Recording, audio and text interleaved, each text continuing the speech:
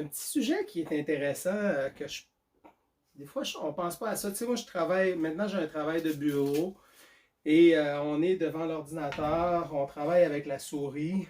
Puis, il y a des personnes qui vont avoir des douleurs au poignet, des douleurs au pouce. Et lorsqu'on parle du pouce, c'est beaucoup plus complexe que le pouce avec son articulation.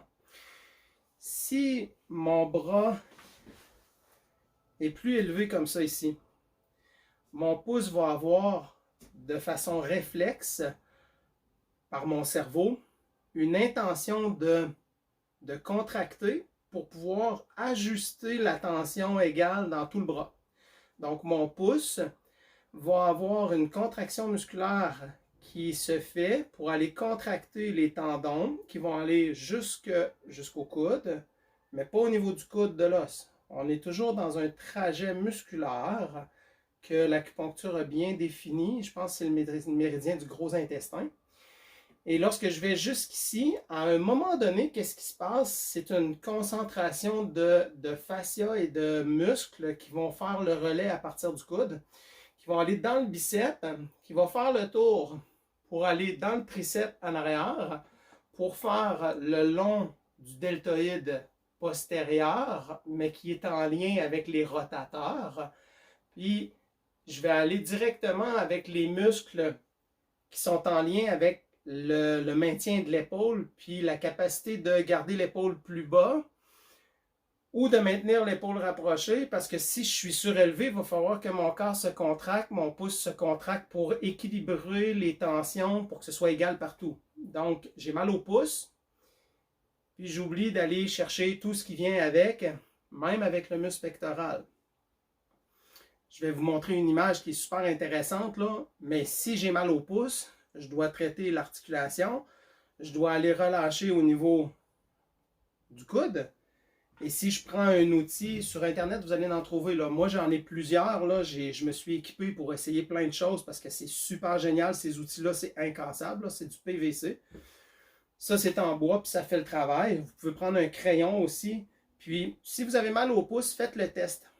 Allez dans la douleur, trouvez un point qui est sensible au niveau du coude, puis restez dessus, puis bougez votre pouce. Et vous allez voir que la tension, la douleur, après 90 secondes, maximum 5 minutes, vous pouvez sentir que ça diminue. Puis vous allez traiter votre pouce en créant une pression au niveau du coude. Mais ça ne se termine pas là, parce que vu que vous avez mal au pouce, vous avez toujours une position qui est inadéquate. Lorsqu'on parle de position de travail, en ergonomie, présentement, mon banc est beaucoup trop bas. Je devrais être mon accoudoir devrait être à la même hauteur. Présentement, il n'est pas à la même hauteur. Donc, en n'étant pas à la même hauteur, puis en plus, en éloignant mon coude, je vais toujours avoir mal au pouce. Ça va partir, ça va revenir, ça va partir, ça va revenir. Si mon coude est près de moi, je vais éviter les tensions d'éloignement parce que lorsque mon bras est éloigné, il y a une tension qui se crée là, puis ça va aller jusqu'au pouce, jusqu'au poignet. Puis je vais avoir des pathologies au niveau des mains, alors que je n'ai pas de problématique aux mains, j'ai juste une mauvaise position. Je dois avoir le coude le plus près possible de moi. Il devrait être à 90 degrés normalement. Et si je ne peux pas l'adapter, je peux prendre des coussins. Je peux placer des choses ou des serviettes. C'est sûr que idéalement, ça serait d'avoir une chaise ergonomique que vous pouvez ajuster. D'avoir le dos droit, d'avoir les jambes à 90 degrés lorsque vous êtes assis. Pour ceux qui ont des problématiques lombaires, les chaises ergonomiques, il y a quelques personnes qui m'ont partagé qu'en changeant de chaise, leur travail était beaucoup plus... ils pouvaient travailler plus longtemps, alors que sans cette chaise-là, ils pouvaient travailler seulement des demi-journées. Pour revenir au pouce, le pouce, si j'ai une problématique au pouce, je vais aller utiliser des crèmes musculaires, des huiles essentielles. Les crèmes, c'est utilisé pour détendre les muscles puis avoir un effet chaud-froid. On active la circulation sanguine, on nourrit la région par des huiles essentielles qui ont des propriétés bénéfiques, au même titre qu'un médicament. Donc, au lieu de prendre le médicament, on commence avec les crèmes au lieu de prendre des Advil puis des Tylenol qui vont user notre système digestif et malmener notre foie. Lorsque vous prenez les huiles, par contre, certaines personnes vont mettre des huiles essentielles et ils vont avoir des brûlures d'estomac. Donc, mettez pas d'huile essentielle, trouvez une autre façon de faire. Trouvez du gel, il existe des gels d'aloès, il existe des crèmes qui ont des effets pour la détente musculaire, mais qui ont moins d'impact, comme l'huile de menthe poivrée. Si je mets ça en quantité régulière à tous les jours, ça peut irriter la peau pour certaines personnes, ça peut donner des brûlures d'estomac pour certaines personnes. Mais moi, personnellement, je préfère avoir l'huile essentielle que de prendre un médicament. Parce que je préfère avoir des brûlures d'estomac que d'avoir un foie qui va être affecté par les produits chimiques des médicaments. C'est mon avis personnel, c'est pas médical. Lorsque vous voulez prévenir au point de vue des problématiques poignets, problématiques au niveau des épicondylites et du pouce, ayez à votre portée de main toujours sur Internet, sur Amazon, vous allez les trouver, là, des bandages élastiques. Moi, là, dès que j'ai mal au poignet, je le mets 2-3 heures, même pas. Des fois, seulement une demi-heure. Je l'enlève, je le remets une demi-heure après. Ça se met comme ça ici. Ça maintient le poignet. On est toujours dans le contexte où est-ce que si j'ai une douleur au niveau du poignet, au niveau du coude, au niveau du pouce, c'est que j'ai un travail qui impose à mon corps de se mettre en tension. Si mon corps se met en tension, très subtil, si je suis comme ça ici avec ma main vers le haut, j'ai toujours une tension qui se crée. Je peux avoir des douleurs au niveau du poignet ou du pouce. Je peux aussi avoir des douleurs au coude. Je peux même avoir des douleurs à l'épaule et au cou parce que j'ai une inclinaison. C'est de la physique. Le corps doit être dans une mécanique le plus adaptée possible, le plus efficace. Il va toujours être plus fort lorsqu'il est en zéro charge, zéro gravité, vous connaissez. Donc, zéro gravité, c'est l'objectif. Lorsqu'on est positionné pour travailler, on doit être dans un niveau de zéro gravité. Et là, c'est là que les conseils d'ergothérapeute sont super bénéfiques. Si j'ai mal à mon bras de ce côté-ci, je vais utiliser aussi des outils. Je vais placer pour que je puisse avoir un appui sur mon omoplate dans le creux, là où est-ce que ça fait le trajet avec le pouce. On le sent d'une manière ou d'une autre que c'est sensible, qu'il y a un point. On le place jusqu'à ce qu'on trouve le point qui est sensible. On le laisse là, en plus de ça ici, en plus de la crème. Puis on va aller masser tout le temps au niveau du coude. Que j'aille mal au coude ou que j'aille mal au pouce, je vais toujours aller traiter pour relâcher au niveau du coude les points qui sont sensibles. Après, on peut faire beaucoup plus de choses. On peut aller vraiment au niveau de l'avant-bras, trouver les régions sur la surface et les régions qui sont aussi à l'intérieur pour aller s'auto-traiter.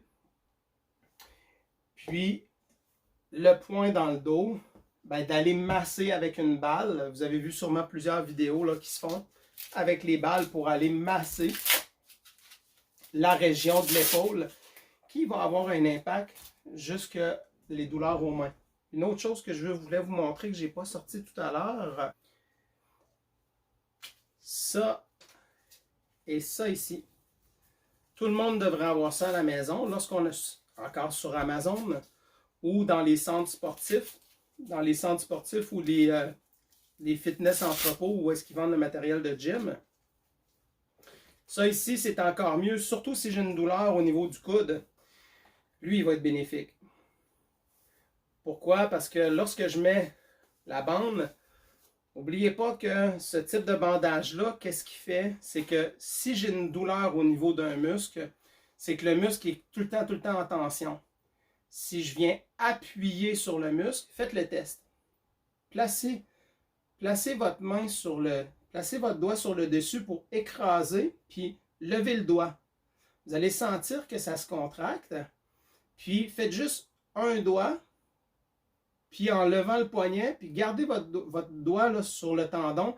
Vous allez sentir là, qu'il y a quelque chose qui se passe sous vos doigts.